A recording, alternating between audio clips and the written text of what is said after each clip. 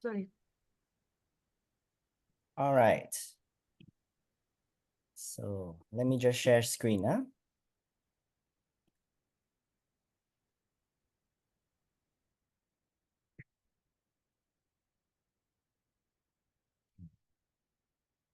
Right. So welcome everyone to this series called Living the Wisdom of the Sages. I will just briefly introduce again for those who... Sorry, we are recording. Very good. Sorry. Yeah. Yes, we are. I'll just briefly introduce what this series is about again for those who may not have come for the first session last month. So this series of sessions was inspired by the School of Wisdom conducted by Dr. Ravi Ravindra in January in Adyar earlier this year.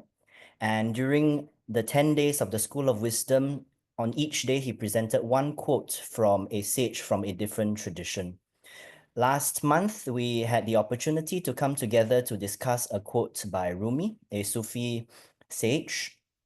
And today we'll be discussing, quite coincidentally or perhaps by synchronicity, a quote from Christ on this Easter day. So happy Easter to anyone who celebrates it. So how this series will go, I mean, the idea here is to carry on what Dr. Ravi had already introduced to us during the School of the Wisdom, and to also share this with the young Theosophists group who may not have had a chance to come to Adyar in January this year. Right, so how this would work is there will be 10 meetings every month for the rest of the year until December. And usually it would be on Sundays at 11 a.m. GMT, except for today, because of some confusion for which we apologize. So as I understand, the idea from the board would be that this series will always be conducted at 11 a.m. GMT. So if you're interested, of course, to attend the subsequent sessions, please mark that down on your calendar. All right, in each session, we will explore one teaching from each sage and discuss how we can, most importantly, practically apply the teachings in our daily lives. Because words are dead, but it is only through living those teachings and practicing in our lives, especially in this modern world, in this globalized world, can we truly bring these teachings to life. That's my firm belief. During each session, we will have a short meditation, sharing as well. Just some reflections that I myself had, so as to give some material. And then I think the idea is not for me not to share as much, but to encourage dialogue among all of us as much as possible. Of course, we have limited time, so I'll try to give space as much as I can. And then suggested exercise will also be given before or after each session. For example, for today's session, yesterday, we had sent out a short little blurb for you to think about regarding today's quote. So it'll be stuff like that. All right. Okay. And I just wanted to quickly go through the topics as well for the rest of the year in this series. And if anyone feels called, to share on any particular topics, please feel free to reach out to me. We can always co-share or co-present. Because the truth is, of course, me living in Singapore, for example, I come from my own particular background and culture.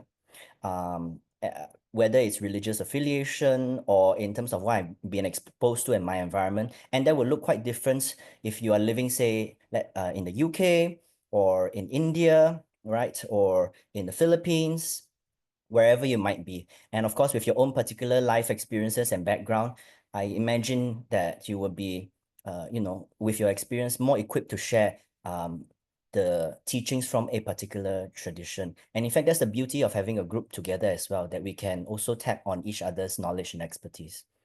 All right. So if you feel called to share on any of these topics, please feel free to, reach out and we can always work out something. So last month we had a chance to go through a quote from Rumi: "Everything in the universe is within you. Ask all from yourself." Today we will be discussing a quote from Christ: "Unless you leave yourself behind, you cannot be a follower of mine." And we'll go into that shortly. In the next few months, we'll be looking at Krishna from the Bhagavad Gita. He has a quote here: "Submitting all your actions to me, struggle without agitation." In June, we'll shift gears to a quote from Krishnamurti: "As long as I am, love is not." And then in July, we will look at a quote from Patanjali: from the Yoga Sutras. Yoga is for cultivating samadhi and for weakening the hindrances. And then in August, we'll look at Jean de Salzman, who was a teacher of Dr. Ravindra. She says, ego is a good servant, but a bad master. And then in September, we'll look at a quote from the Buddha. In this very body, you can discover all the demons and all the gods. In October, we'll come back to the Bhagavad Gita again to speak a little more about yoga. Steadfast in yoga, the knower of truth realizes, truly I do nothing at all. In November, we'll then look at a quote from Jean de Salzman, your body is not only yours. And finally, in December, we'll end off with a quote from Christ, if you love me, you will keep my commandments. And coincidentally, I do not plan these things, but December is also the month of Christmas, so it might be a nice time to also wrap things up in that manner. All right, so if any of you feel called to co-present on any of these quotes, feel free to let me know. But for now, let's go into today's teaching proper. Part 2, a quote from Christ. Unless you leave yourself behind, you cannot be a follower of mine.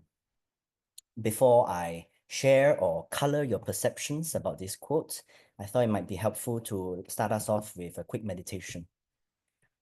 So let's begin. All right, find a comfortable position. Make yourself at ease. And I invite you to close your eyes if you wish. Take a few deep breaths in and out.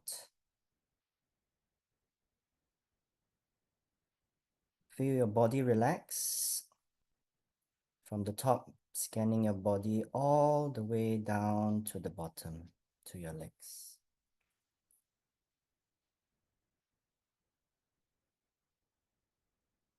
Allow yourself to arrive fully in this moment. Whatever that has happened today for you, that's in the past. We are now gathered here together online. And so bringing yourself to this very moment and feeling each other's energy, even if we may be on different continents.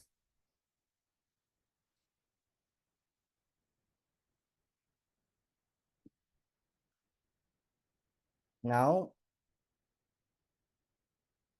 feel as if there is a voice coming through to you, not so much as an instruction, but as a gentle teaching, a gentle voice whispering, unless you leave yourself behind, you cannot be a follower of mine.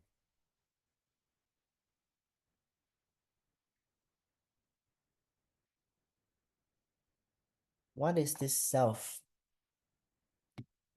that you are called to leave behind?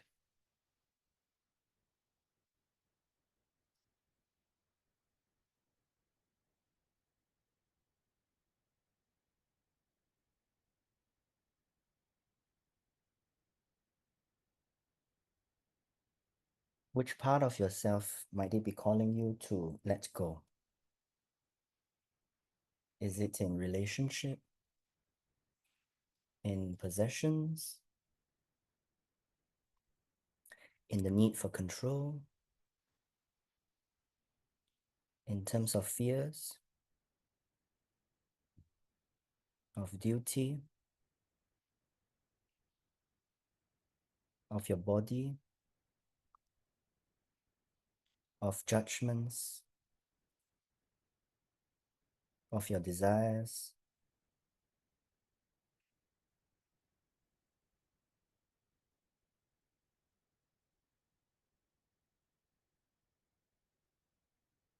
What is it that you feel like you're being called or gently asked to let go at this very moment?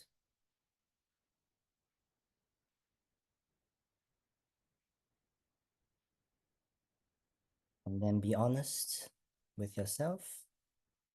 Are you ready to let it go?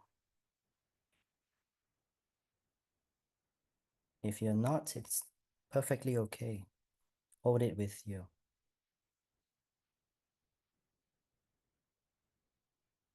If you are ready, I invite you to let go.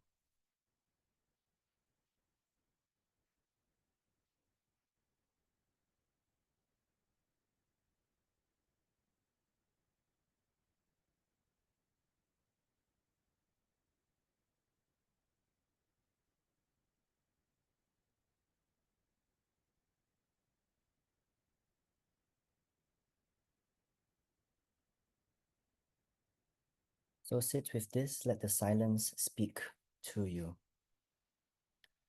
What is it that you're called to leave behind?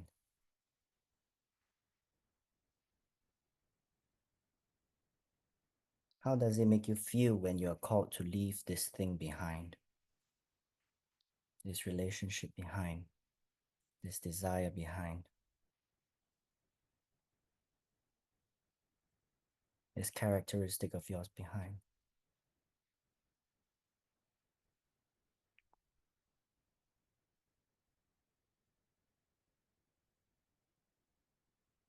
Sit with that for a few moments.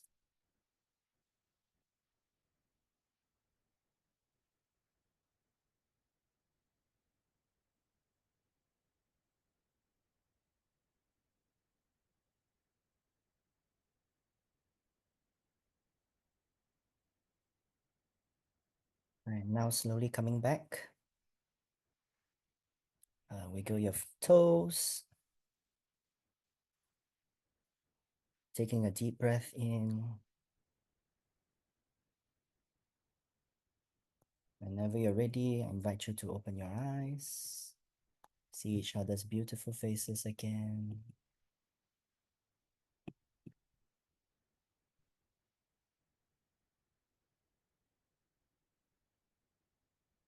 All right. I hope that was meaningful for you. Please hold on to that. And of course, along the way, we will have opportunities to share whatever you might experience during the meditation. And keep holding that, because as we go along with the presentation, there could be things that come up as well. But before we go into the teaching proper, I thought I might just want to offer some reflections on studying a religious and spiritual text from an esoteric viewpoint or an esoteric angle. And this is to do with methodology of um, uh, carrying out comparative spirituality studies. I must confess, I myself, for example, I did not grow up in a Christian tradition. And so for me, I sort of am looking at from outside the tradition and looking inwards. But here we are being asked to look at it not so much from an exoteric point of view, or even from as academics, right, or scholars who are looking at the accuracies of certain historical facts, right? We're looking at something from a quite a different angle. So the first question that I often ask myself is, what viewpoint are we looking at when studying a text? Are we looking at it as from a dispassionate, objective observer's point of view? Or are we looking at it from within the tradition as a committed devotee, or maybe as a former devotee? And this might look different because even if, let's say, you used to be a Christian but no longer are, some of the practices or the teachings might still continue to resonate in vibrationally with you, right? Or maybe on the other hand, you might have been grown up with some stereotypical beliefs about a particular tradition. Let's say, I mean, just using an example because we're talking about Christianity today, if you're looking from a different tradition and looking into Christianity, whether there might be some stereotypical beliefs about what Christians believe that you may not resonate with, and as a result, feel some form of flinching or revulsion against the teaching. These reactions actually are pointers to ourselves, and for us to understand, question, where are we coming from and why is it that it takes us the way it does? Or are we looking at it from the vantage point of a practicing seeker? All right, so looking at its inner meanings or hidden meanings. Or maybe you don't want to label yourself as any of the above. Just you're just looking at it at you with your own particular background, culture, and experiences. These are important questions to think about, because Dr. Ravi always says the same gospel is read by members of the mafia as well as the highest priests of the land. They will be the same words, but each of us, whatever Mary Kay reads, whatever Leo reads, whatever RV reads, whatever Chris reads, whatever Fatima reads, whatever Jaryl reads, it's gonna feel very different for each of us. Right? And so here I was reminded by Pekka Irvast. He wrote this book called The Esoteric Teachings of Jesus. Mary Kay, maybe you might know him. So Pekka Irvast, as I understand, he was the founder of the Finnish Finnish section of the Theosophical Society. And so he wrote this book on the esoteric teachings of Jesus, and he talks about one of the keys in looking at the esoteric implications of Jesus's teachings. Here he says, the true key can be discovered by searching the Gospels for wisdom that fills the soul, allowing one to live the Gospels. Only then there is growth in wisdom inherent within the holy books. Profound knowledge is gained when these writings are accepted in terms of an individual life experience. If we view the Gospels as a holy book whereby we learn from Jesus, we must use the order designated by the Gospels. We cannot immediately be disciples of Jesus. We cannot ignore his parables, and we cannot flatter ourselves by saying we are what he spoke to his disciples. For then we learn nothing, nor will we become any wiser.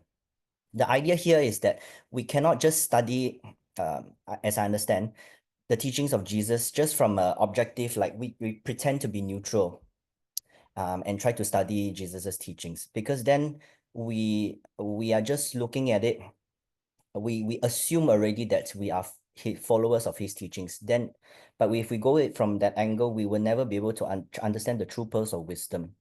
What Avast here is emphasizing really is for us to live the teachings in the Gospels and see how it resonates, as you see in the second paragraph here, with our own life experience. Right? It's often, let me move on, finish the quote first. But so he asked us, if we assume the role of the followers, then we will think and meditate upon what he conveyed through parables, first entering into the spirits of these moral stories and then learning to understand them. Only when we grasp the meaning of these parables and accept their teachings into their souls, so that they live in us and we practice their wisdom, can we adopt discipleship and really truly understand what Jesus related to his close disciples. And only with this understanding, in the last paragraph, he says, then will his teachings become dimly visible. So that means even us being ardent followers or of the teachings of Christ, only then do we get to see a little bit of what Jesus the Christ was really trying to impart to the world when he was walking this earth. It's often said that thousands of people actually heard Jesus preaching, but how many were truly his disciples? Maybe no more than 12, right? And the call here is not just to study it as if it's just any other text, but to live out the teachings. Only then can we truly appreciate the esoteric wisdom, right, that Jesus was trying to teach. Yes, Mary Kay, you raised your hand.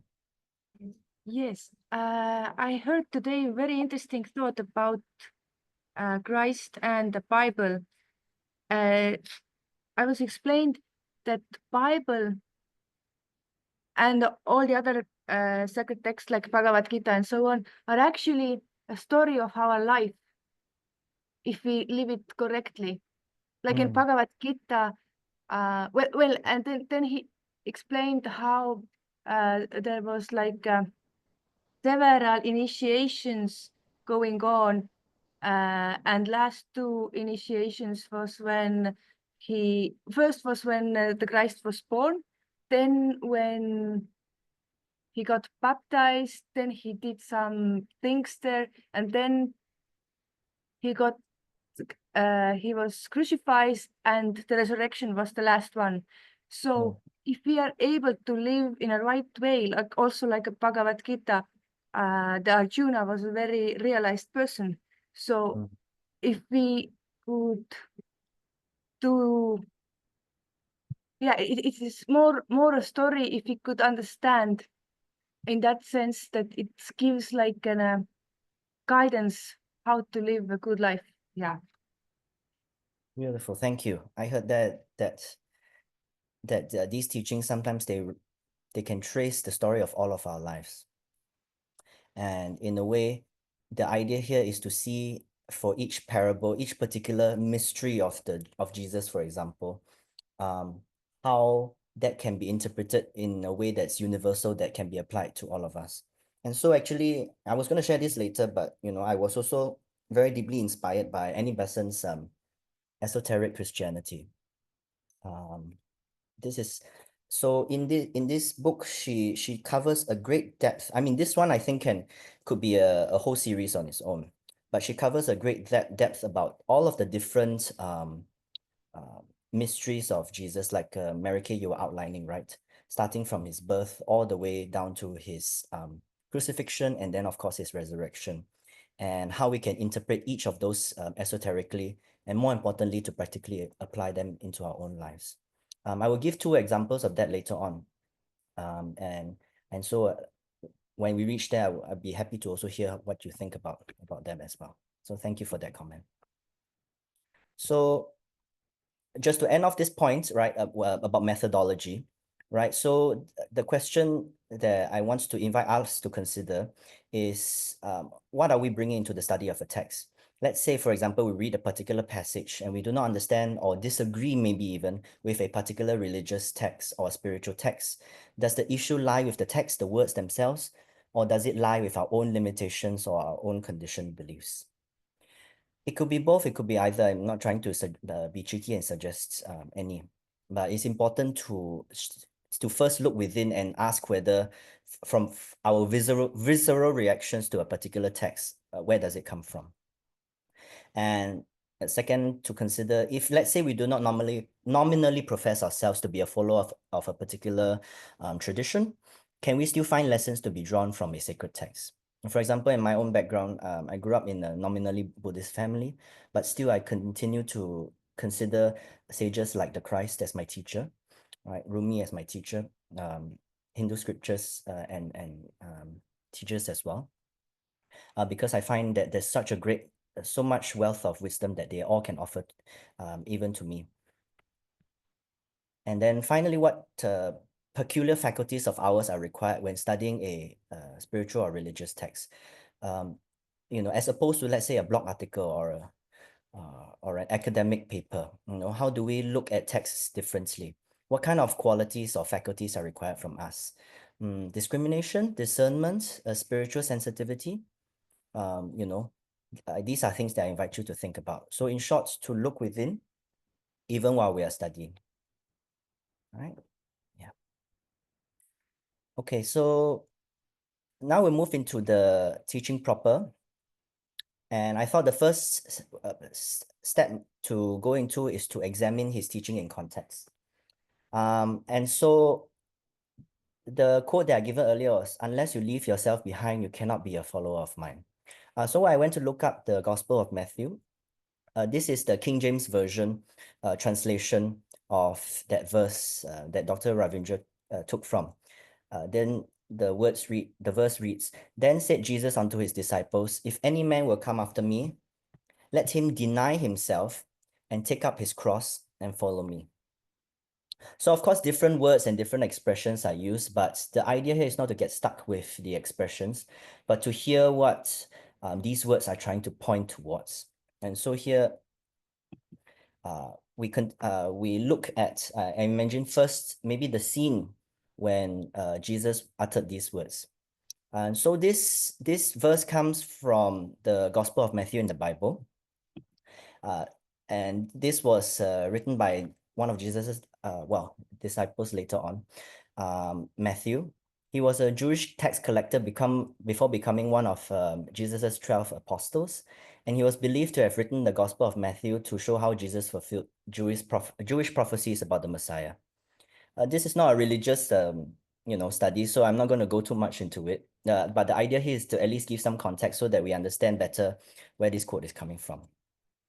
But I also reminded that Gospel of Matthew is notable for pronouncing the two great commandments in the Bible.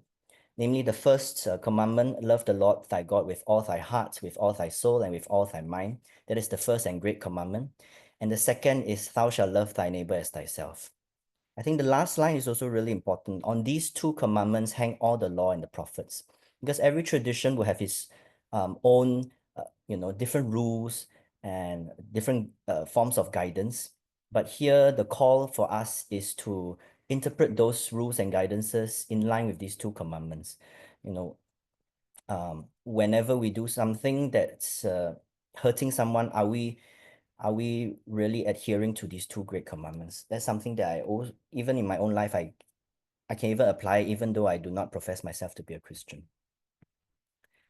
And so here, rather than reading out maybe the actual verses of where this quote comes from, I went online to search and I found some reenactments using the actual Bible verses, so that at least you won't be bored by me reading out the words from the gospel. The power of film, right, Harry? So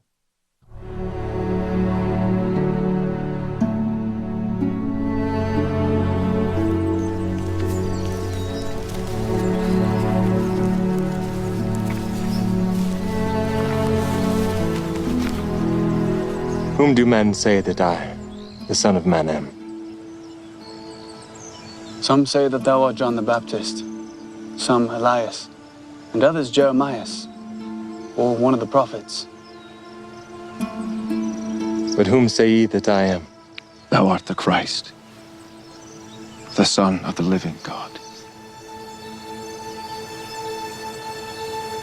Blessed art thou, Simon Bar-Jonah. For flesh and blood hath not revealed it unto thee, but my Father, which is in heaven. And I say also unto thee that thou art Peter, and upon this rock I will build my church, and the gates of hell shall not prevail against it. And I will give unto thee the keys of the kingdom of heaven. And whatsoever thou shalt bind on earth shall be bound in heaven. And whatsoever thou shalt loose on earth shall be loosed in heaven.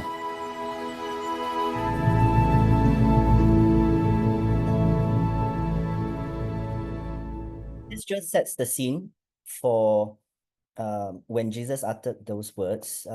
What happened here was that his disciple Peter had confessed that Jesus is the Messiah. But immediately after that, and this is where the quote really comes in, Jesus talks actually about how he will have to, talks about his prediction of how he will have to suffer as a Messiah. And this was not something that landed well with his disciples, including Peter, who rejected that idea that Jesus would have to suffer. And then Jesus, he said he dismissed Peter, and then that's where he talked about requiring his disciples to also deny themselves, to take up the cross and then to follow him. So this is where, in this short video, this is where he actually utters those words.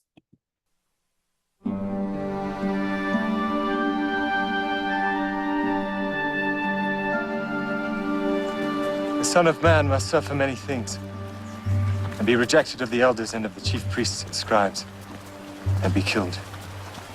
And after 3 days rise again. Be it far from thee, Lord. This shall not be unto thee. Get thee behind me, Satan. Thou art an offense unto me. Thou savest not the things that be of God, but those that be of men.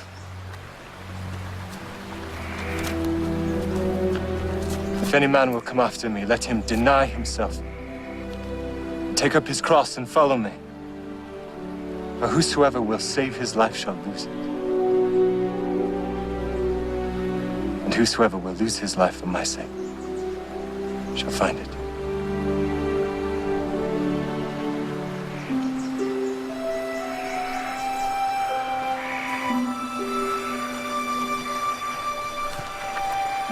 For what is a man profited if he shall gain the whole world and lose his own soul? Or what shall a man give in exchange for his soul? For the Son of Man shall come in the glory of his Father with his angels. And then he shall reward every man according to his works. Verily I say unto you, there be some standing here who shall never taste death till they see the Son of Man coming in his kingdom.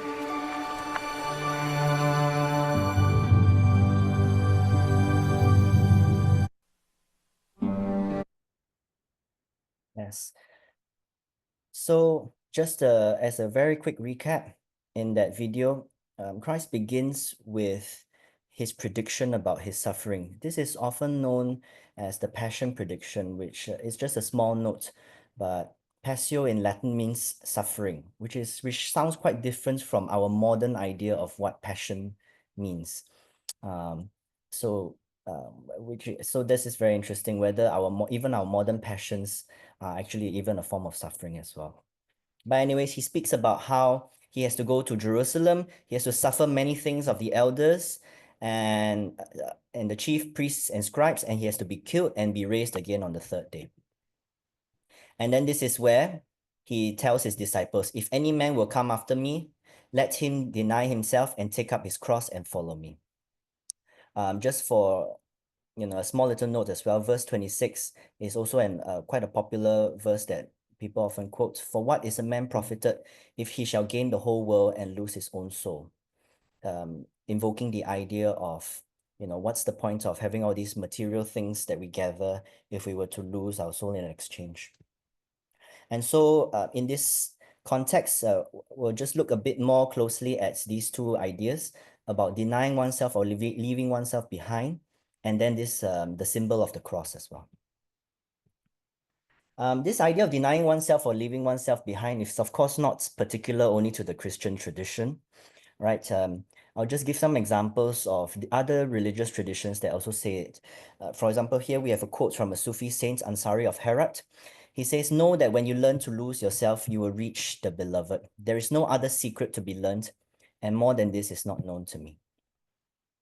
Then in the Vedas, there is this quote about how only those who may enter the sun door who can truly respond to the question, who are you, with nobody.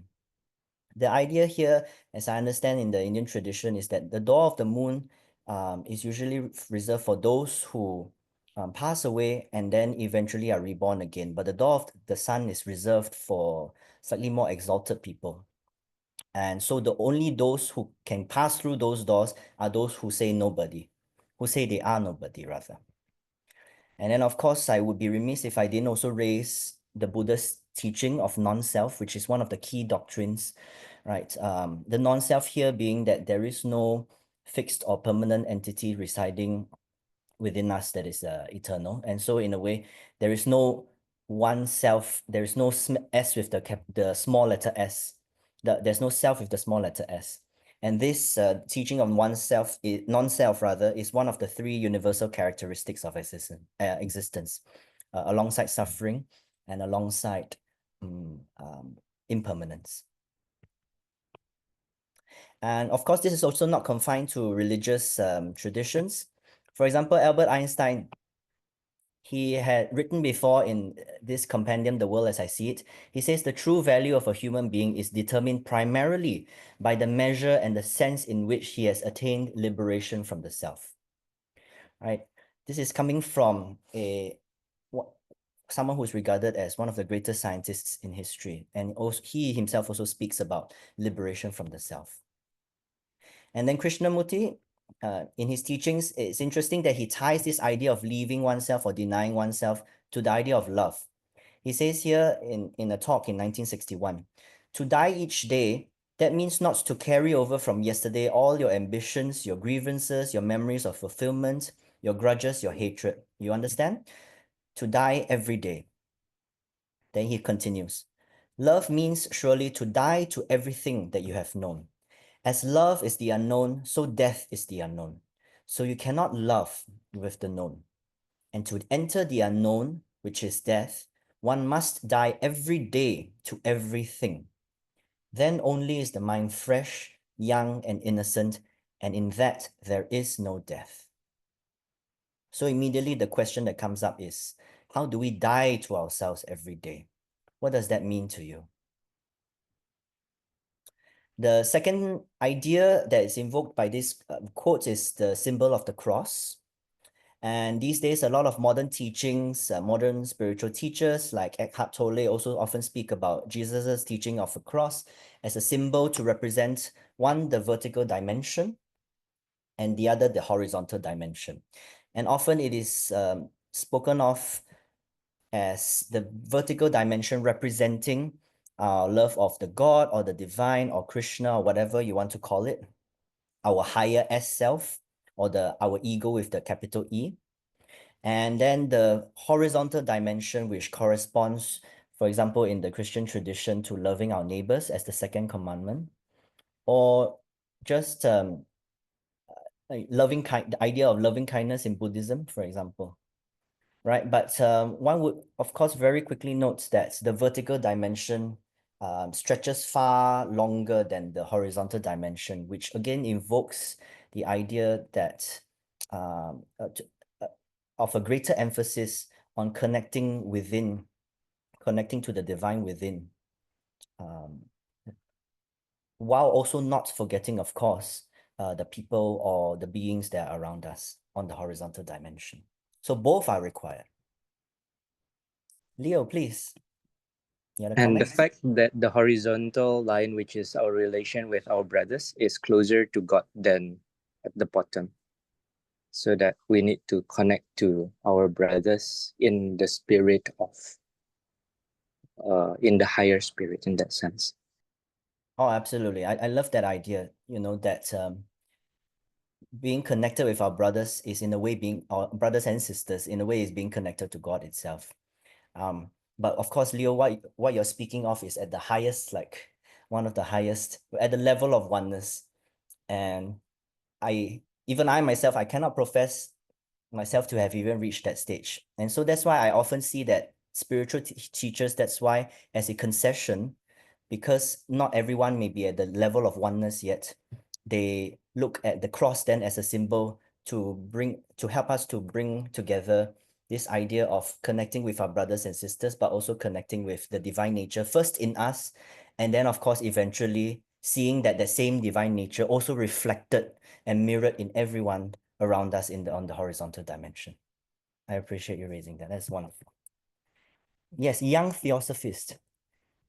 Oh, yes. Yes, I had to change the name to be more precise. The quote in self that says that first you have to lose yourself.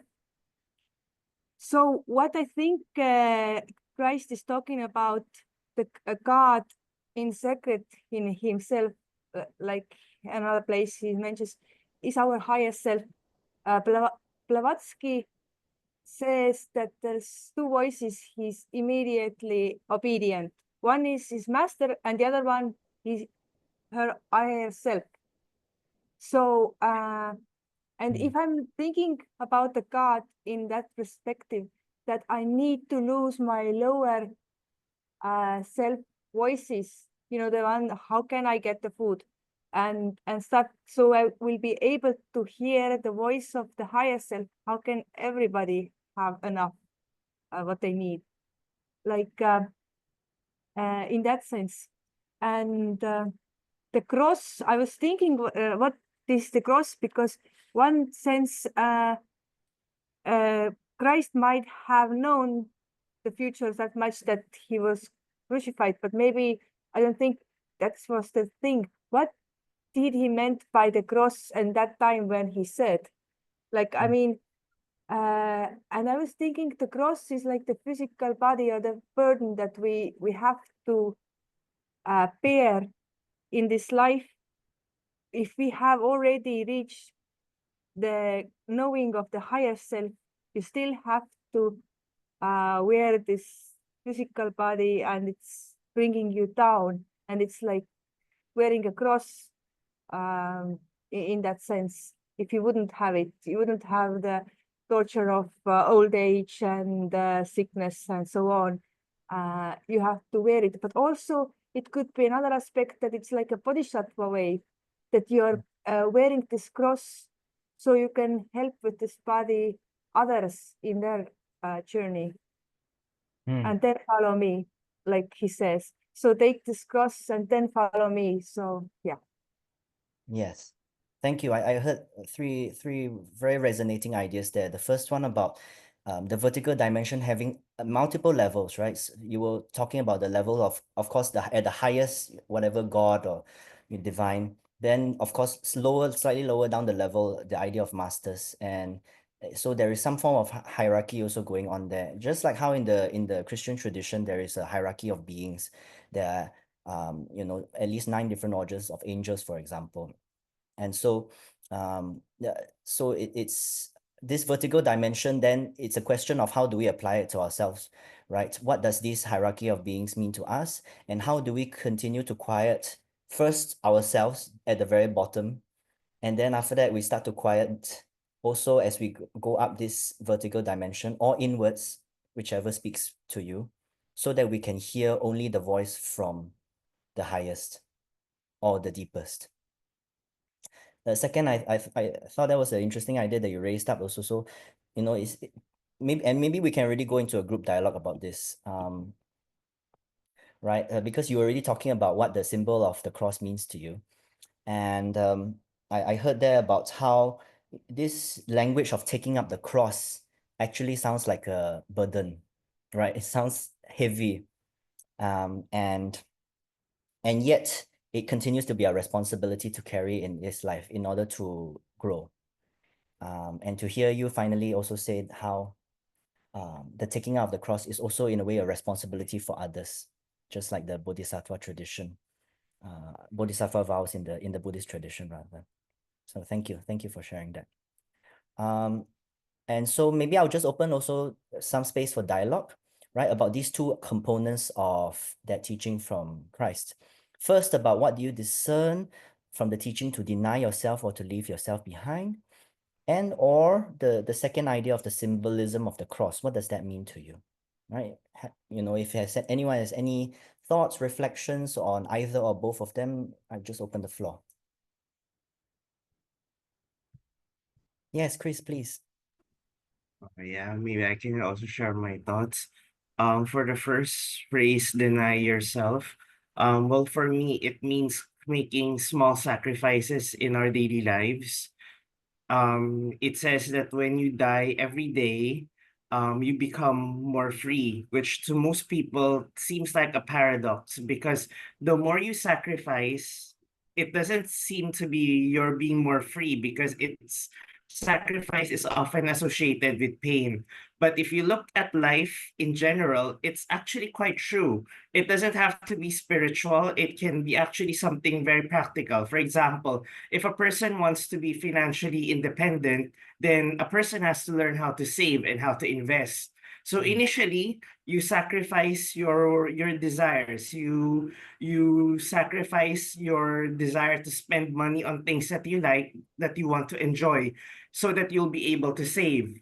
But once you're able to save, you become financially free because you're no longer controlled by your material desires. You're able to actually save. Similarly, if a person was born rich and he's driven by all of these material desires, then if a person can blackmail him or her to do anything, just tell them that you'll take away whatever material desires or wants they want.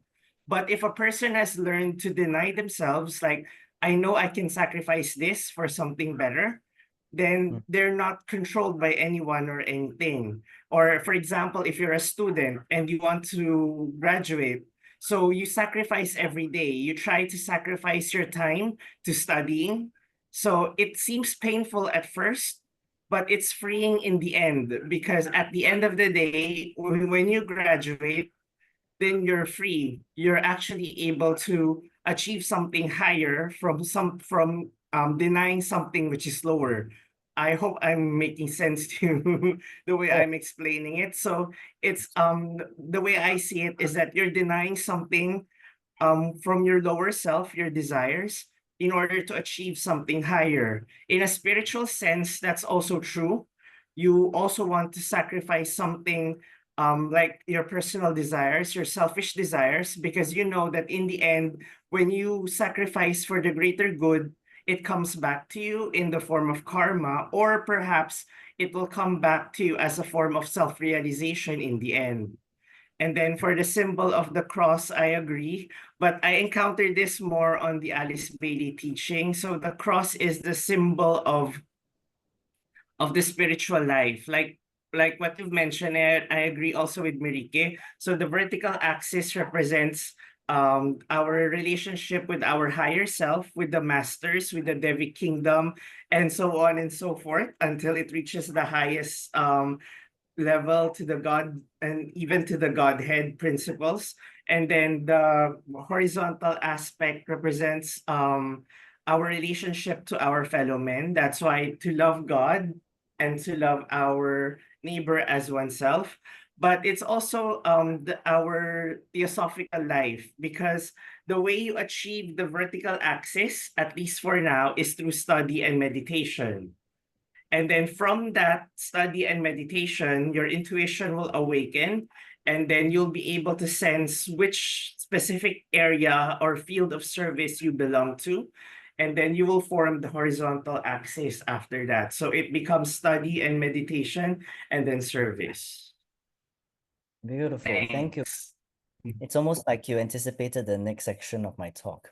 I've been actually on your first point about freedom. It's a big theme that I've been contemplating a lot, especially in the last few months. I hear you that for example, to give up our selfish desires in order for the greater good, that's evoking the idea of how the sacrifice here is a means to attain an end. In this case, the end being a greater good. But at the same time, I also think a lot about freedom, because traditionally when we think about freedom as in like, oh, let me do whatever I want. Actually, that's not to do with, anything to do with freedom, but it just makes us slaves again to our own personality, our own selfish desires. Let's say I want to do whatever I want. I don't care about family and responsibility. I just want to go overseas and travel all the time. That's again being slave to just a different kind of desire. And so that's why, for example, taking your example about financial freedom, right? While yeah, of course, some people maybe they save, they feel the pain now in order for the future. I have also in my own life experienced seen how people who are so obsessed with saving that they become slaves to the idea of money itself. And so then this becomes a different form of sacrifice, not to sacrifice whether I'm going for a business class flight or an economy flight in my upcoming trip, but this is a different kind of sacrifice, throwing away this clinging to material wealth and wealth altogether.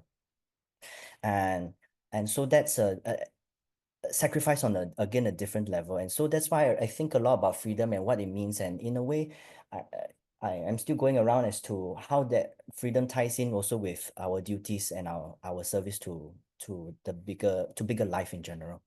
The second one is beautiful. I love how you integrate study, meditation with the vertical dimension, and then service on the horizontal dimension. That speaks very closely to me about how theosophical teachings can be applied to the symbol. Thank you, Chris. Anyone else has any comments or feedback or, reflections or insights coming from these two?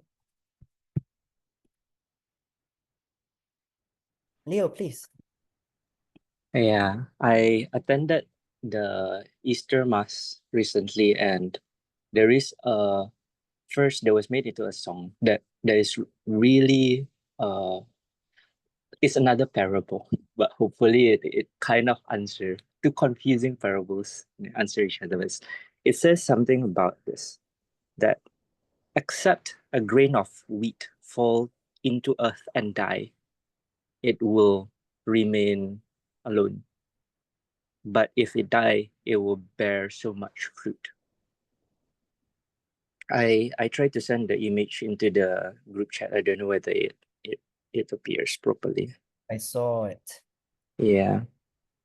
So the idea is that like it and yeah, the idea about freedom and sacrifice is confusing when we look at it on the same plane, but it is never meant to be done, or the cause and effect is on a different plane, like what you and Chris has discussed, that when the something of a lower is sacrificed for the higher, then like when a seed die and then it transform into a tree and therefore it's a fruit, the result is on a different plane, and therefore yeah, I don't know whether that makes sense. No, that totally makes sense. In fact, we can take this up in actually in this very next topic about this different ideas of sacrifices. And so, Leo, when you speak about sacrifices on same planes versus different planes, that's exactly what we're going to talk about. And that's why it's also important to understand what sacrifice really means. And maybe we move to that, and then of course there will be space again for dialogue for every topic. So here, the next one is about I wanted to delve into is what does it mean in the theosophical view to leave oneself behind? So this idea of sacrifice, and for that I'm deeply indebted to Annie Besant's book on esoteric Christianity, which informed me on this idea of the law of sacrifice, which is speaking very closely to what Chris and Leo have been raising already. And so here, when she spoke about the law of sacrifice in from an esoteric point of view in Christianity, she speaks of sacrifice as a form of law that underlies our system and all systems, and on it all universes are built. And it is also the root of evolution, and it is sacrifices alone that make it intelligible. For example, she gives is about the physical world. For example, if we study the physical world, we find that all life in it, all growth, all progress depend on continual sacrifice and the endurance of pain. And it is a continual sequence of sacrifices from the lowest to the highest. And the very mark of progress, I think here she means spiritual progress, is that the sacrifice moves from being involuntary and imposed to become voluntary and self-chosen. And those who are recognized as greatest by man's intellect and loved by man's heart are the supreme sufferers, Jesus Christ being one of them. And, but then law of correspondence, as above, so below. So she moves out from the physical world also to the creation of an entire world, and see how the law of sacrifice also operates on the level of manifestation. She says here, if the world be the work of the Logos, and the law of the world's progress in the whole and the parts is sacrifice, then the law of sacrifice must point to something in the very nature of the Logos. It must have its root in the divine nature itself.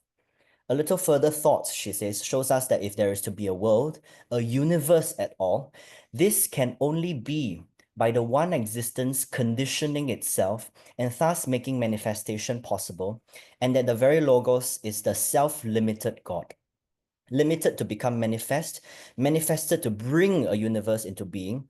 Such self-limitation and manifestation can only be a supreme act of sacrifice. And then finally, she ends off with this. For me, it was a very startling claim that I'm still grappling with, even for myself. The law of sacrifice might perhaps more truly be called the law of manifestation, or the law of love and of life. For throughout the universe, from the highest to the lowest, it is the cause of manifestation and life. So when I read this, I think about how the creation of our world and, and everything that we see around us is all created from the laws of manifestation. Even the sparrow that I see, whatever this chair that I'm sitting on, the faces that I see on this screen, everything is created through the law of sacrifice, which is a very powerful idea that I'm continue to still sit with. It also reminds me of the non-dual tradition, for example, in Advaita Vedanta in the Hindu philosophy, where they speak about the infinite. Of course, the infinite cannot know itself, and so as part of its sacrifice, it localizes itself into a particular viewpoint, so that it is only through partiality that the part can then observe the whole. And so that in itself is also a form of sacrifice. And I think that's what Annie Besant is also trying to speak about in this passage about the law of sacrifice underpinning the creation of the cosmos. Yes, young Theosophist, you raised your hand. This was a very interesting thought that you give, that it was a sacrifice of Logos to split himself into a parts who does not know themselves as one, because it's like it is painful to feel separation and like neglection and so on, and get back to it like more consciously. But another quote, I think I heard from Annie Besant, but it's definitely from Theosophy, is that physical body is growing through taking, but the spiritual body is growing by giving. And this giving can, for the physical aspect, physical body aspect, can be seen as sacrifice. But at the same time, if you think that you give in order, and you're part of the whole, you're giving to the whole, you're sacrificing this one piece, that the wholeness yourself, but something more is gaining by the whole. So actually, by giving, you never lose. You're in karmically, but also the overall process is winning from it. Beautiful. Yes, yes. This relationship between the sacrifice of part as a whole, but if the part is a part of the whole, then there is never true sacrifice, is there? And this is actually, in the next few slides, this is also coming up because Annie Besson speaks about 4 different stages of sacrifice, which we're going to cover in a bit. But I wanted to go back to your first comment also about how sacrifice is painful. And because we are thinking of ourselves as parts. And actually, I feel that, so all of the pain that we see in our world is because we believe we have separated ourselves from each other. This myth of separation, and that's creating so much of our suffering in this world. But then theosophy also always speaks about there's an involution and then there's evolution. Involution being, of course, the separation, but evolution is for us to finally return to the source, to unity. And so, for example, Mary Kay, when you're speaking about the parts sacrificing themselves, but for the whole and for the greater good, that's why I think Theosophy is trying to speak about to climb the ladder of evolution so that we reunite again with the whole. So thank you for that. Appreciate it. Fatima, please.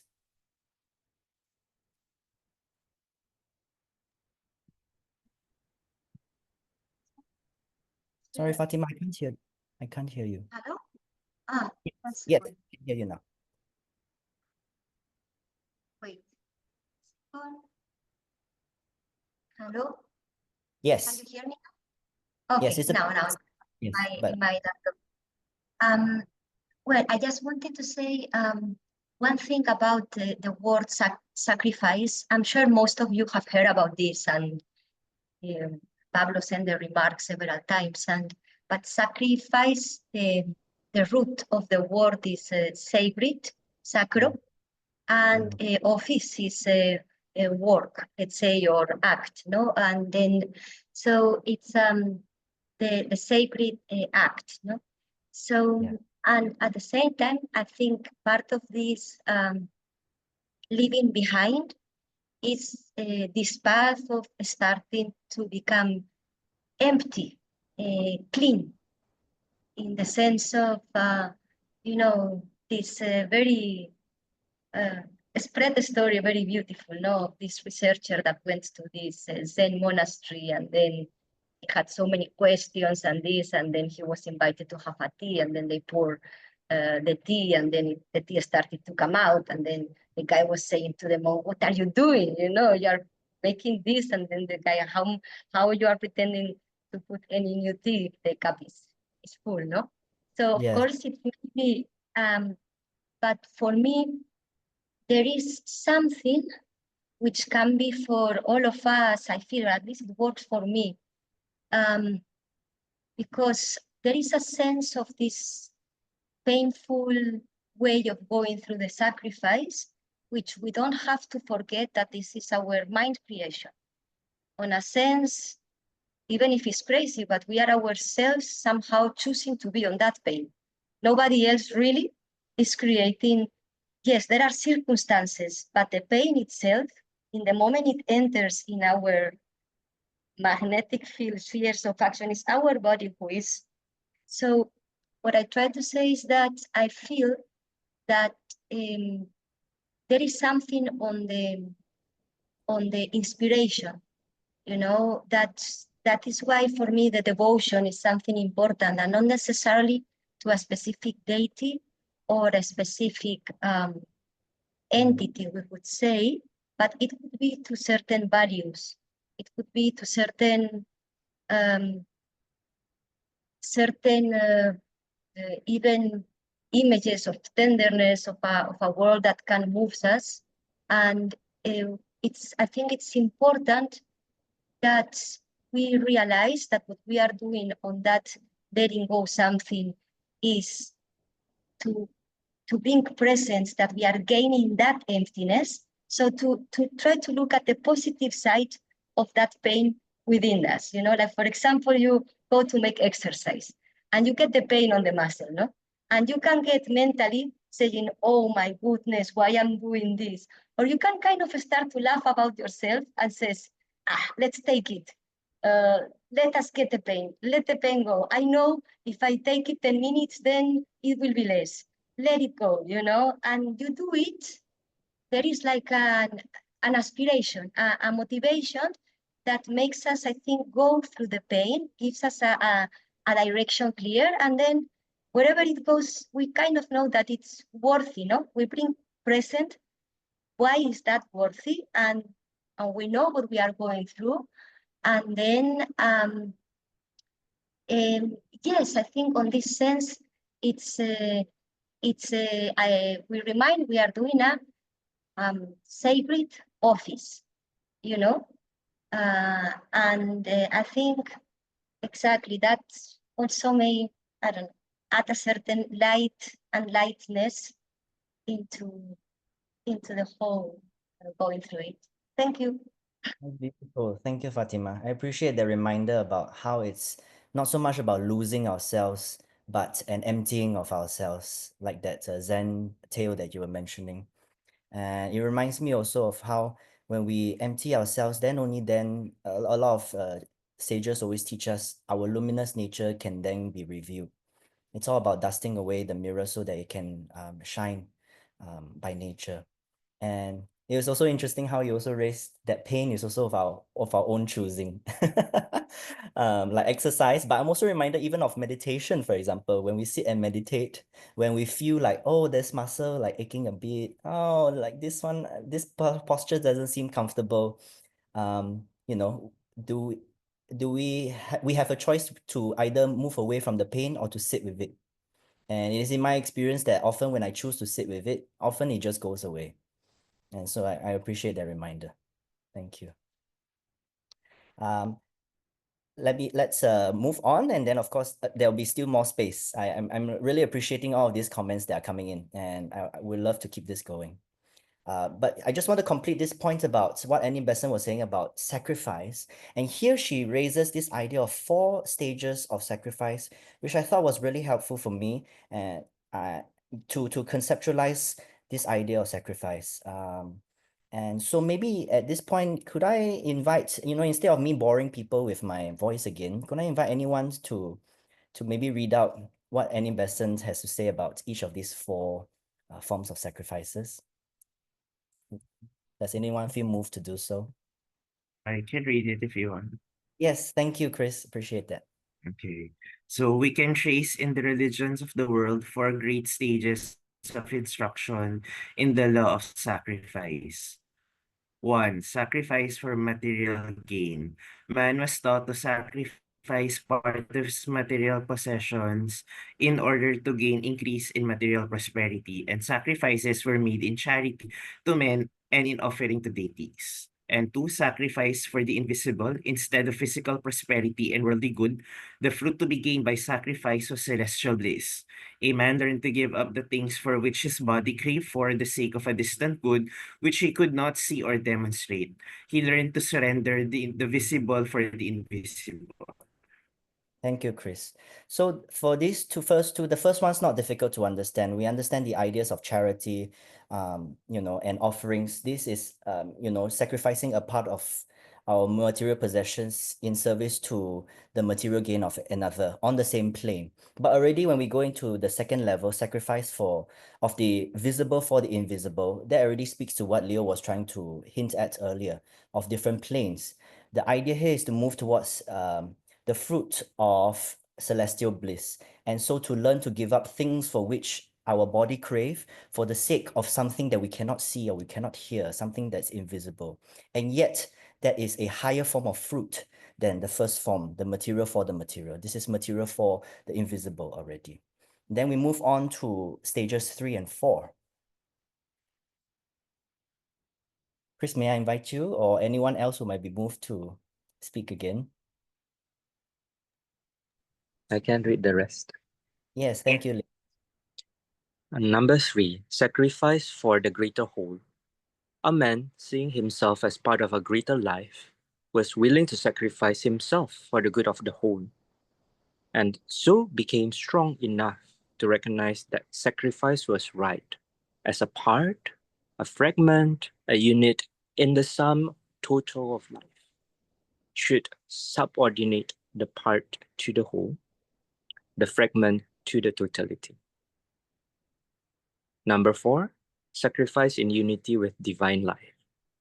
Sacrifice of all that separated fragment possesses is to be offered because the spirit is not really separate, but is part of the divine life, and knowing no difference, feeling no separation, the man pours himself forth as part of the life universal, and in the expression of that life, he shares the joy of his Lord.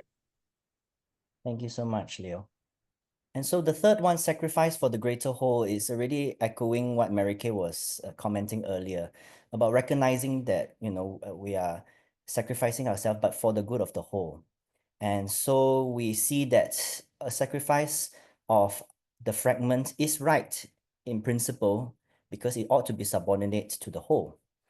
But then the fourth one finally is not sacrificing for something anymore, because the one that is doing the sacrificing recognizes that he or she is in unity with the one divine life. So there is nothing at this level, nothing to be sacrificed at all. Everything of separated fragments is to be offered because we are all part of the divine life.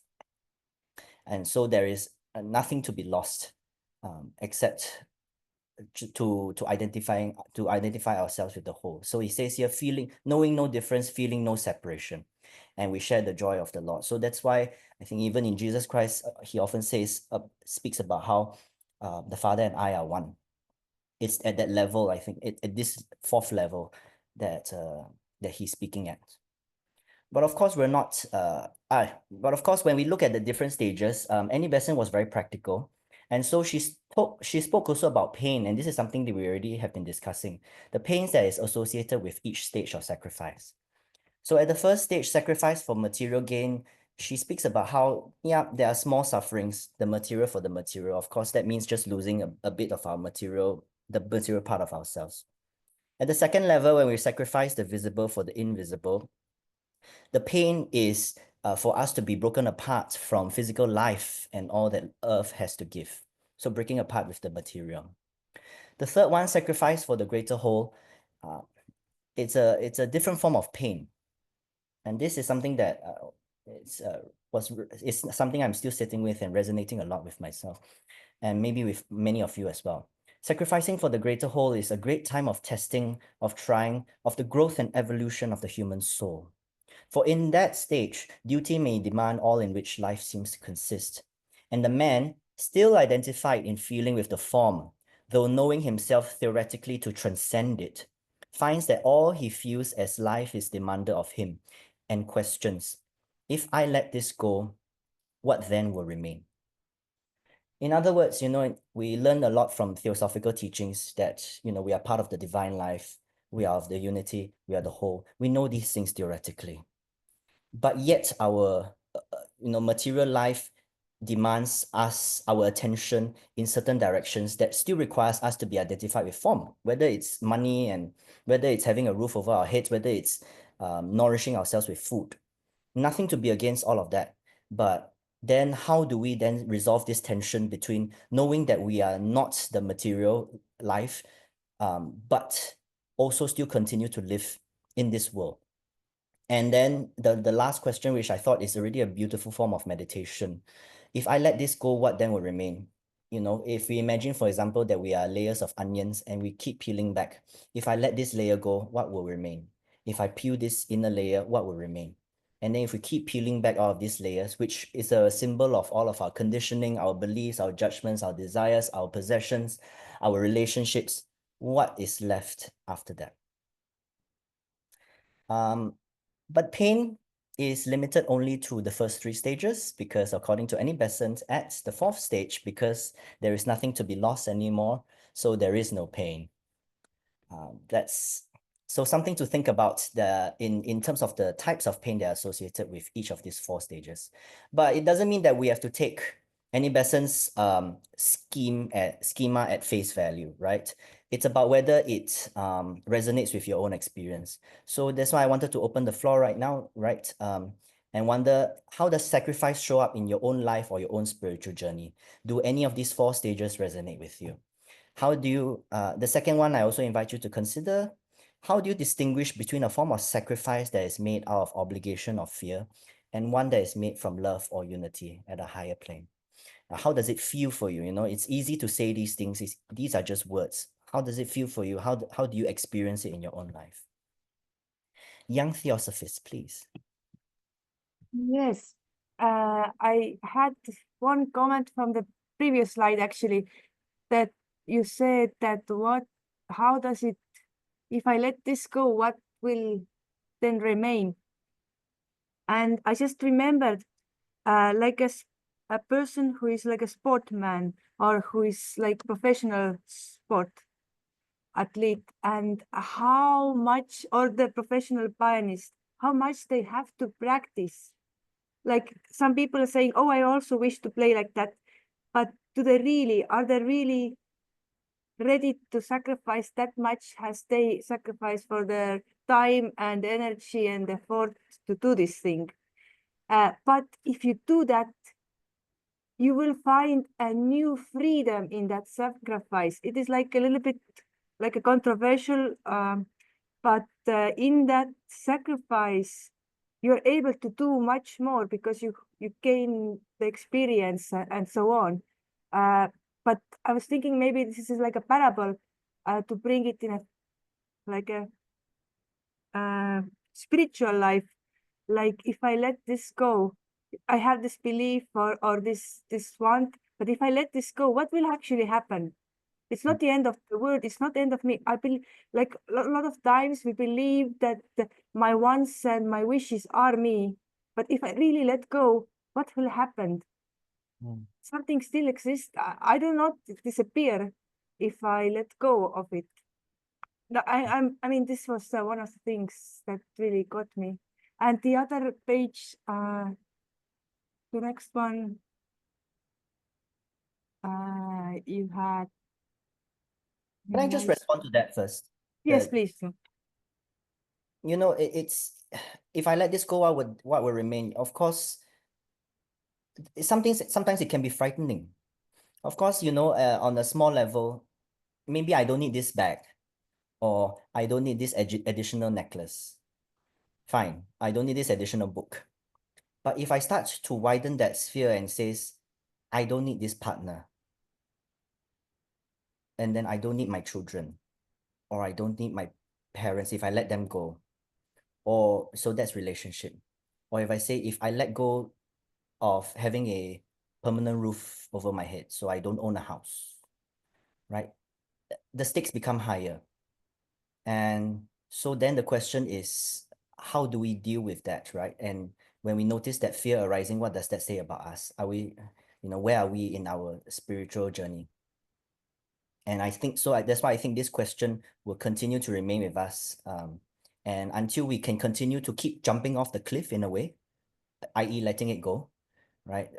It actually takes, I think, greater courage and courage as we jump off greater and greater cliffs.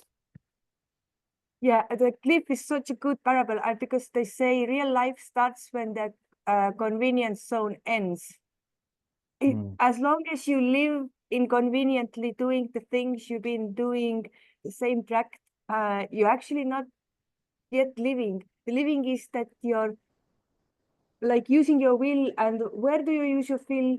Like against those like elementals or whatever, like the conditions you have created, the karmic pattern, you consciously work against it to create new patterns to overcome this. So like the sacrifice you said, is it painful? It is painful in the beginning, especially because the lower self is so much there, and it feels like something is taken away from him to give others, and it is doesn't feel like right, and like like it is painful in the beginning, but also like you said, in the sacrifice in the unity, if you're really in the unity, I think there's not much like emotions in that sense, the emotions that is draining you your needs. I think in unity and, like you said, no pain, not that kind of pain, not like a lower mind pain. There might be pain, but like Fatima said, you dog or somebody might feel pain if they hit or something, but we are holding the psychological pain. Oh, it was so bad, it happened. Why it happened? Like, you're creating it like bigger with your mind. So if this is not there, there might be pain, but you don't feel it like that. Yeah. Yes, yes. I appreciate you identifying that it's a psychological pain. And the question is whether we can let that go. Yes, Kieran, you had your hand. I'll make that for the last comment for this topic for now, because we have 10 Okay. minutes, one more topic to go. Yes, Yeah, please. I'll be very quick. I was just saying that it's not matter itself that is the problem. It's our identification with it. So we're not sacrificing material gain as such, but it's more about our relationship towards that. So, for instance, I mean, you can be in a position where you have a lot of responsibilities. So, and that is your dharma. So, so if you kind of, just decide not to do that anymore, you'll be creating a lot more karma, which is probably not always a positive thing, but then nevertheless you have to kind of overcome that irrespective. So yeah, the thing is about just recognizing maybe who you are at a very deeper level, but then trying not to get too entangled in the game of material gains, and those are all ego driven tendencies. But I would say, when it comes to just detaching yourself, it doesn't have to be like detaching in the sense that you are totally averse to it, in terms of, you just make good use of it for your daily function, for your service in the society. There's a lot of way. It's all about how you relate to it. And as long as it's not bolstering your ego and pushing you, deeper in the pits of darkness, I think it's all good. Absolutely. Yeah, I totally hear that. It's not about about reforming our relationship with the material. Of course, it's not about being attached to it, but of course, it's also not about being against it. It's just about being non-attached to it, being detached in that way. What comes up for me, of course, is that, we understand these teachings. The question for each of us, I think, that we continue to ask ourselves is, what else are we still holding on to? What relationships and with what, material object, whatever it may be. It may not be like a thing, it may be a relationship, it may be your job, whatever. Right? What things and the relationship with it do we still need to continue to transform and let go? Thank you, Kieran. Yes. So the last topic I want to talk about, since we are on the topic of Christianity, I wanted to talk a bit about practice also. And so immediately what comes up for me is the idea of prayer, that it's often seen in a lot of theistic traditions, and maybe also its relationship with meditation, and what any person had to say about this. So I'll start off with some conventional attitudes of prayer versus meditation. I'm sure you all might be familiar with it, so I'll quickly go through this. Right? Prayer often is about looking outward or upward towards another being. So being in relationship with another, for example, to communicate, to ask for something, to confess or to praise something or some being. And it's more commonly associated with theistic traditions. And meditation often calls us to look inward or look within, to be with one's either small self in terms of stilling the mind or cultivating some form of insights, or being with one's higher self with the capital S, for example, connecting with our divine nature. And usually this is more commonly associated with non-theistic traditions, but these are just general remarks. Of course, there are exceptions. Of course, there are theistic school of thoughts which also deploy meditation as a technique, like the Gnostics. And of course, in non-theistic traditions, there are still devotional practices. So these are just general remarks about these two practices. But in Annie Besant's text book on esoteric Christianity, she classes three different types of prayers that I thought I might want to introduce for you all to start thinking about. It's not, I've always thought of prayer as just a single practice, but it was interesting how she dissected it. And so she's talked about class A, B, and C as literally that's what she says there. Class A, B, and C, three different types of prayers. The first type, prayers for the material. So this is the one that we all know about, going to a temple or going to a church, praying for worldly advantages like food, clothing, money, employment, etc. And she speaks about at the plane of the invisible, a desire form is created by such prayers, such class A prayers, that has a vibrational energy from the subtler worlds. But she also says that, without class A prayers, these things can also be obtained by, number one, for example, a conscious exercise of will and knowledge, or two, by some invisible intelligence.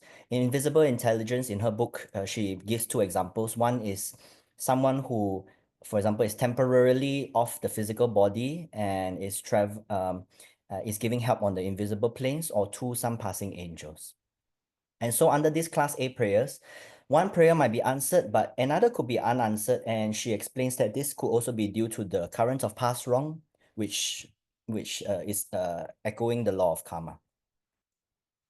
Then we move on to one level higher, class B, prayers for moral and spiritual growth. And so in class B, prayers for help in moral and intellectual difficulties or for spiritual growth, like overcoming temptations, for insight, or for enlightenment.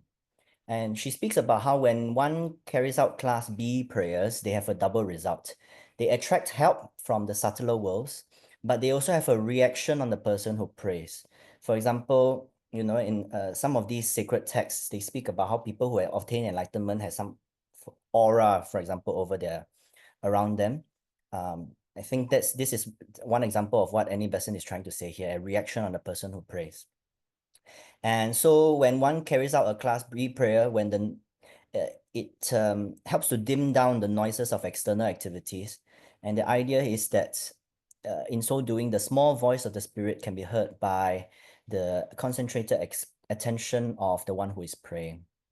And so the answer to the prayers of this class is in proportion to the personality and the intensity of the prayer's upward aspiration.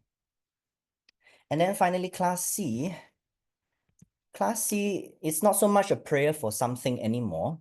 She says, rather, it's a prayer as a form of divine union. And so here under class C prayers, they lose their petitionary character, and it becomes a form of meditation on or a worship of God. Or, substitute the word God with whatever word that resonates with you, the divine, the higher self, the higher ego, Krishna, whatever resonates with you. But here, under class C prayers, prayer is lost in union and separateness is left behind. And she quotes Blavatsky in the Key to Theosophy. Meditation is silence or unuttered prayer, not to ask for any particular good as in the common meaning of prayer, but for good itself, for the universal supreme good. And so Annie Besant concludes by saying, when prayer is thus understood, its perennial necessity for all who believe in religion will be patent. And we see why its practice has been so much advocated by all who study the higher life. So in a way, she validates prayer as a legitimate form of practice that is so advocated by many of the world religions that even now we see today. And these are the reasons why. And it's interesting for me to see her categorizing prayer into these three different classes. Again, just food for thought doesn't mean you have to accept it. What's most important is, does it resonate with your own experience? And so maybe I'll just open the floor for some final thoughts about this idea of prayer as a practice. Is it fair to suggest maybe that meditation is the highest form of prayer, right? Like the classy prayers that she's referring to?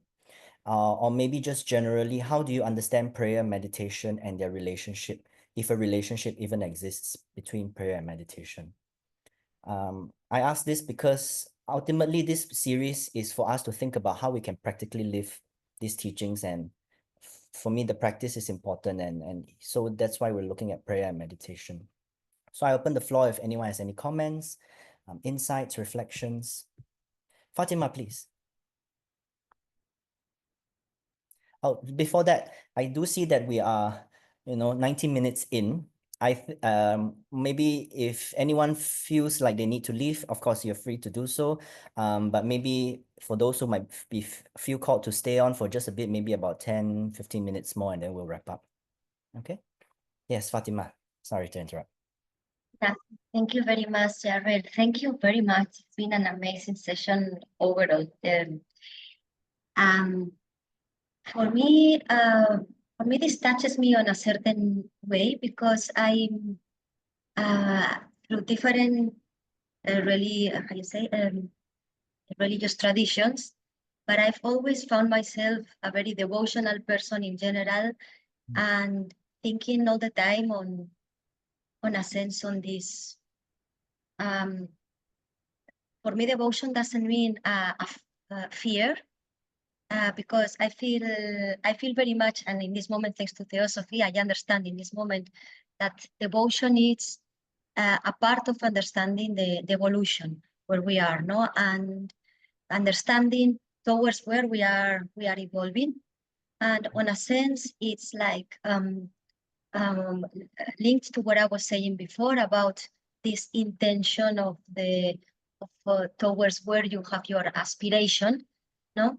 Once a very nice, very nice teacher in Tirumbara, Malay, I was sharing with her about the meditation, study, and service of the Theosophical Society. And she was saying, if you added devotion, you have, because she said devotion is a lift. And this is what she was saying. So coming to the question of the prayer, for me, this idea of the identification, on a sense, for me, it's something that it's not just also you are born or not, you cultivate. So, for example, whether it is, maybe it's not like you feel devotion for something which is divine, exactly. Maybe there is even a scene of a movie or something. There can be a situation where you feel an emotion raised on your compassion, on your feeling, on your sensitivity. I think these are moments which we need to be sensitive to identify, especially for people who are less naturally devotional, or they think they are less naturally devotional, no? And the prayer for me is this identification, on a sense, but it's not something you force, it's something you cultivate outside. So let's say, for example, I like Jesus Christ, I like Hanuman, I like Rumi, no? So in my conscious state, let's say in my total, I investigate, and I know things, and I know qualities, and I know how they act and I know what they say, and I nourish myself on this. I nourish my devotion. Say Hanuman. I like a lot Hanuman, all the Ramayana, all the story. So then when I sit in front of Hanuman, I don't need to use my mind to see, okay, now I need to verbalize something. There is something which I've been feeding, and it's a little similar to when you are doing an art thing. You do a spontaneous gesture where you let it go, but it is fed thanks also to things you have consciously cultivate that. And then in that moment, for me, there is a natural, you evoke, it's a little like the power of ritual, which Ledwitter talks a lot about. You have associated certain ideals, certain vibration, very high vibration, to a character, to ideals. And in that moment, in the moment you have worked out your mind, you cultivate, you sit, and that there is like the symbol works. It's a symbology. It could work in many ways. It's a way how our mind, heart, mind works, no? So yeah, just to say that it is not just a prayer. I feel it's something you cultivate, the devotion, so everybody can do that. There are many different things that can raise this moment of, it's for me, the devotion is when the heart and the mind are both raised and aligned, no? So it's not a moment where it's just a relaxing thing. It's different. The prayer, you are involving an openness on your heart towards that. I think that's the power. There is an intention a presence there. That is for me a difference between sometimes a prayer and a meditation. There is a projection on a sense. Thank you. Thank you so much. That is so deeply resonating with my own experience with prayer. I think prayer is the one avenue for me where I no longer have to engage my mind and I leave it to something that's a lot higher than myself. And you know, I engage with all these teachings a lot at the level of my mind, but it's only when I'm in the stance of prayer where I actually feel from the heart. A couple of days ago, I was doing my work, writing some defamation letters to the other side, and then I get a call, someone needs a divorce with the husband. It's a close friend of mine. And when I hear all of this, I suddenly decided I needed to go into prayer. For you, you know, I hear you, your prayer is to a certain being. For me, it was just like a prayer to something that I can't even express. I don't even know what it is. All I know is it's something bigger than me.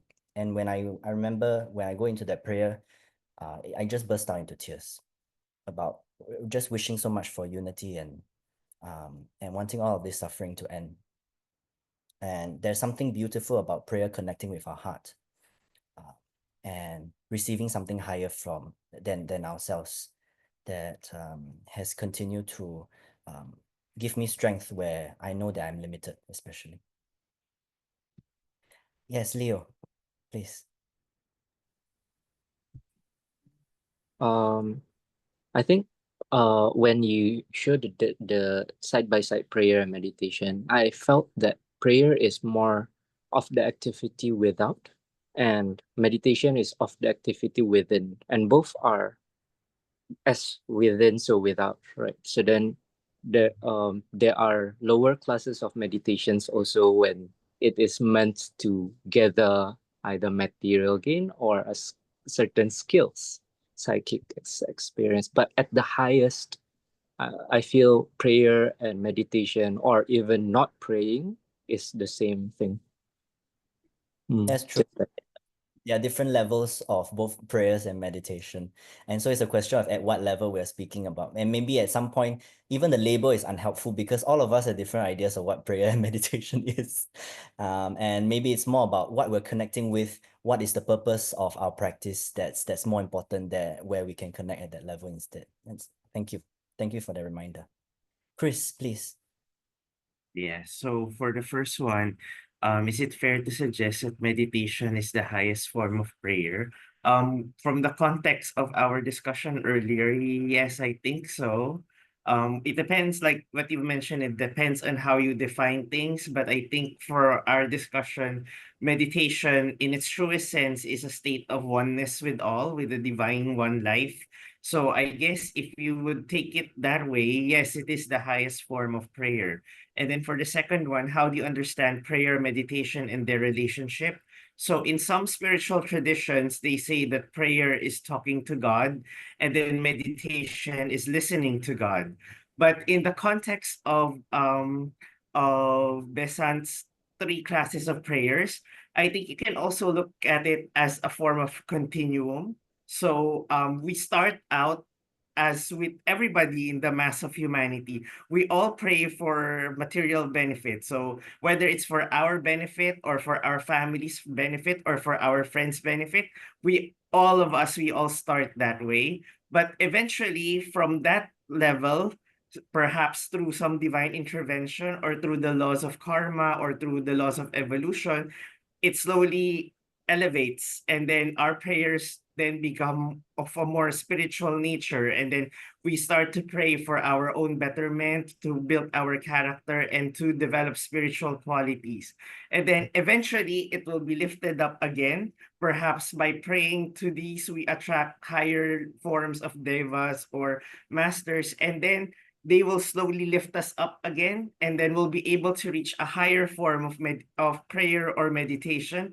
And in that highest level, we just experience silence and we just feel the oneness of it all. So maybe that's also one way of looking at it, that it's a continuum.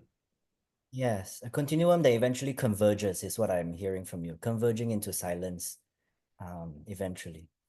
Thank you. And I also love the idea of how prayer is a form of communication to God and meditation is a form of listening to God. That's a very interesting way of phrasing it. I will have to sit on that as well. Thank you for that, though. Kieran, please. Yeah, I was just about to say something along the lines of what Leo and Chris, has already mentioned. But if you've read the work of Paramahansa Yogananda, which I have, done a lot, years ago, he would always, recommend doing deep meditations before you pray, because you don't really know because the kind of things we tend to ask, if you come at it with a very disturbed or a very fickle state of mind, you're more likely to ask for shallow stuff. And but when you have meditated deeply, that's when your conscious has been cleansed, and you are more attuned with the voice of God. And at that's when you find that space within yourself, that is when prayers are more effective. Now you can either pray or you can do your affirmations, whatever it is. I mean, that is open, to the person. But whatever you do, he would always recommend that meditation comes in first. You get rid of all the surface level noise. You go deep into, the quiet temple within your heart, and that's when you start praying, because you have to enter the temple within yourself and not the temple in the head. So you have to get down to the level of your heart, and then that's when you start praying. So that takes a while. Of course, it's a longer version of praying, but in his opinion and in my personal experience, that's when prayers happen to be the most effective ones. Oh, that's beautiful. I've never heard of meditation being combined with prayer in that way. That's interesting, and I appreciate you sharing your experience. If anyone feels called to do that, please do. I will try that as well. Thank you, Kieran. All right, I know we're running over time already, so I'll just quickly wrap up. I think it'll be helpful just to recap what we have covered today. Just 4 points. The first one is about the methodology, how to study a religious or a spiritual text from an esoteric viewpoint. Second, what does it mean to when Jesus said, leave oneself behind and to take up the cross? The third is the law of sacrifice and its 4 stages according to Annie Besant. First stage, sacrifice for material gain. Second stage, sacrifice for the invisible. Third stage, sacrifice for the greater whole. And fourth stage, sacrifice in unity with divine life. And then finally, that last topic we just talked about, which is the practice of prayer and its 3 classes. The class A prayers, prayers for the material. Class B prayers, prayers for moral and spiritual growth. And Class C prayers at the highest level, prayer as a form of divine union. So what does it mean for young Theosophists? And I always like to end off the session with does it mean in terms of study, meditation, and service. And so these are some suggestions. For study, I've already shared with you the 2 books that I have consulted for when preparing this presentation. Annie Besant's Esoteric Christianity and Pekka Edvard's Esoteric Teachings of Jesus. I believe those are sold in the TS bookshop in Adia. And maybe it's also in the at your lodge. So yeah, look for it in the nearest TS lodge near you. And then there's also Dr. Ravi's article, Approaching Other Traditions, which was helpful for me as well. And his book, Yoga of the Christ, which sort of combines the Indian tradition with the Abrahamic traditions. And so if his introduction chapter of that book is available on his website, if you'd like to read it. If you want me, I have a copy of it. If you want me to share it with you, just reach out to me. Then for meditation, I picked out 2 on the theme of sacrifice. That one-liner that we highlighted earlier. If I let this go, what then will remain? I find that to be helpful, and I will certainly be practicing that. And then on prayer, again, just to reflect on what does it mean to suggest that meditation is the highest form of prayer? And what is the relationship between them, perhaps? And then finally, for service, when undertaking any form of service, which part of the self is engaged and which part of the self is being left behind? So whether it's, for example, cleaning up the beaches, right, in the morning, which part of ourselves is being engaged and what part of us is being left, behind in the ocean, perhaps. Okay. And then finally, the suggested exercise, just something to think about. Also, something that Dr. Ravi shared. What do you see as the main feature of yourself that needs to be left behind? I would love to have this conversation continue even after this session. So if you feel called to share your response to this question, or just any reflections or feedback about today's session, please feel free to either drop me an email, that's my email address over there, or by WhatsApp. I'm also connected in the youth forum with all of you as well. Okay. So yeah, thank you. I think that's that's all the time. I would love for more dialogue, but but we are way over time.